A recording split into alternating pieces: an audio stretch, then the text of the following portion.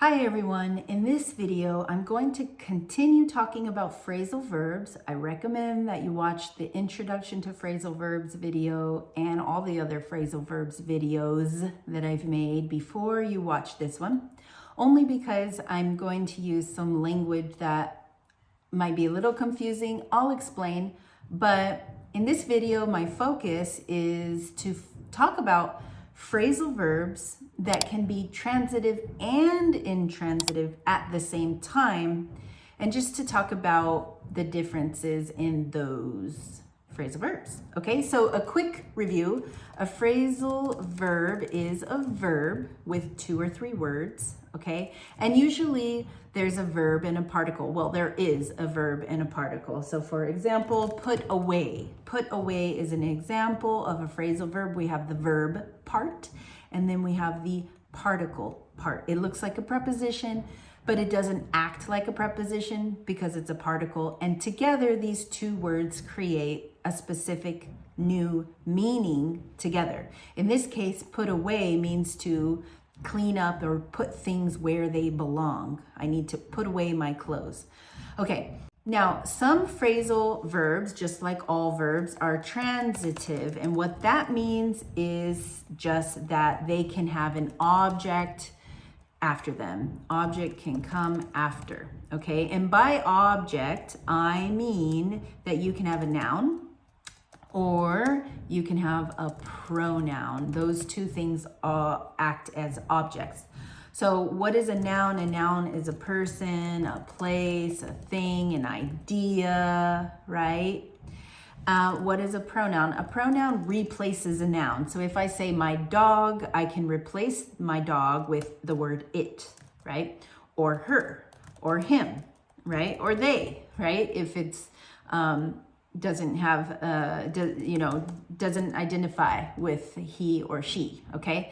So, but I can also say the dogs and they, okay? Us, all right? So these are pronouns, and these can be objects, just meaning that they come after a verb. So for example, I need to put away my clothes. I need to put away my clothes. So in this case, we have put away, which is the phrasal verb, and my clothes is the object. It happens to be a noun. I can turn my clothes into a pronoun, them, because my clothes is plural, 3rd person, them. So I can say, I need to put away my clothes, or I need to put my clothes away. I can separate it. Or I need to put away them. No, I can't do that, which is why I really want you to watch the videos, the other videos I have made. But I can say I need to put them away. That's because put away is a transitive phrasal verb that is separable. You can separate it, and you have to separate it when you're using a pronoun. Okay. But that's not the focus of this video. The focus of this video is just to review, well, the focus is to talk about transitive and intransitive phrasal verbs that are transitive and intransitive at the same time. So I'm reviewing what transitive and intransitive means. Intransitive means that there is no object. There is no object that can come after the verb. No object comes after the phrasal verb. So no thing, no person, no noun, no pronoun, okay? So an example of a transitive phrasal verb, an example of an intransitive phrasal verb is grow up, okay? She grew up in the 90s, okay? She grew up in the 90s. So here, grew up is the phrasal verb. And there is a phrase after it in the 90s, but that's not an object of this verb. It's a prepositional phrase. It's not an object. So, and that's correct because it's intransitive. You can't put an object after grow up. Okay, so my point in this video is to talk about phrasal verbs that can be both transitive and intransitive at the same time. Yeah. Okay, so for example, get through. To get through something means to finish something, okay? It means to finish or complete. So I can say, I got through my work. I got through my work. That means I finished my work. Got through is the phrasal verb. My work here is the object. In this case, get through is transitive, okay? But I can also say, finally, yay, yay, I got through, I'm done, I'm finished. I can use it like this without any object, okay? And in this case, it would be intransitive, okay?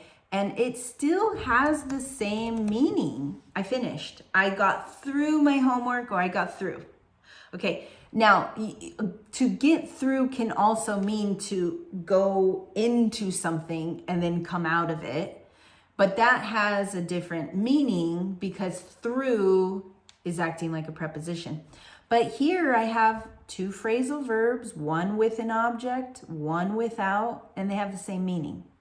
That is not always the case. That is not always the case.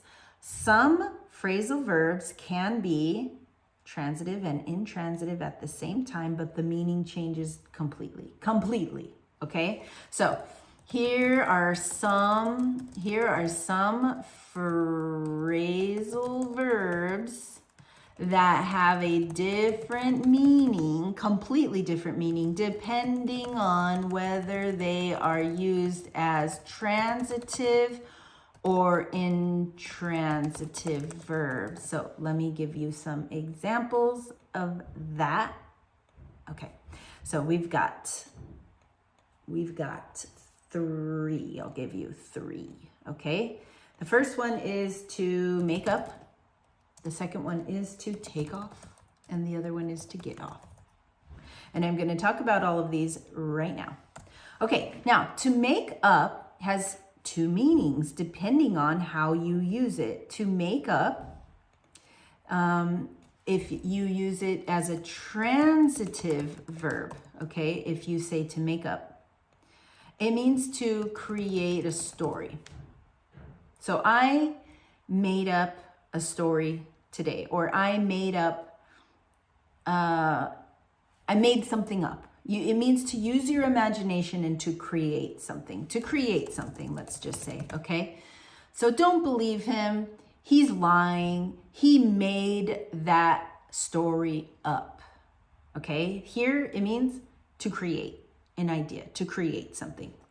When you use it as an intransitive verb, make up means to like forgive someone after you've been mad at them.